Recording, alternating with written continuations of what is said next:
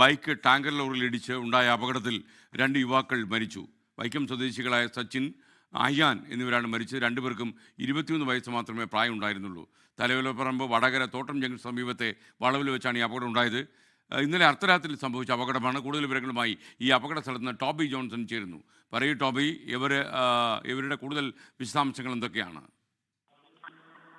ഇന്നലെ രാത്രി 12:30-ക്ക് ശേഷമാണ് ഈ അപകടം നടന്നത്. വെട്ടിക്കാട് മുക്ക് കാഞ്ഞിരപ്പറ്റൻ റോഡിൽ വടകര തോട്ടം ജംഗ്ഷന് സമീപത്തിലെ വളവിൽ വെച്ചായിരുന്നു അപകടമുണ്ടായത്. എറണാകുളം ഭാഗത്തേക്ക് പോകുകയായിരുന്ന ടാങ്കർ ലോറിയും അരയങ്കാവ് ഭാഗത്തു നിന്നും വരികയായിരുന്ന യുവാക്കൾ ഓടിച്ചിരുന്ന ബൈക്കും തമ്മിൽ കൂട്ടിയിടിക്കുകയായിരുന്നു.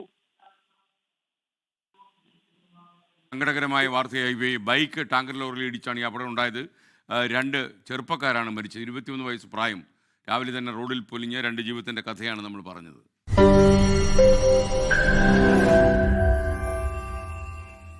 ലോകത്തെവിടെയായാലും ഏത് സമയത്തും 24 വാർത്തകളും ഓഗ്മെന്റഡ് റിയാലിറ്റി പാക്കേജുകളും എക്സ്പ്ലെയിനറുകളും വിശദമായി കാണാൻ ഞങ്ങളുടെ യൂട്യൂബ് ചാനൽ നിങ്ങൾക്ക് സബ്സ്ക്രൈബ് ചെയ്യാം.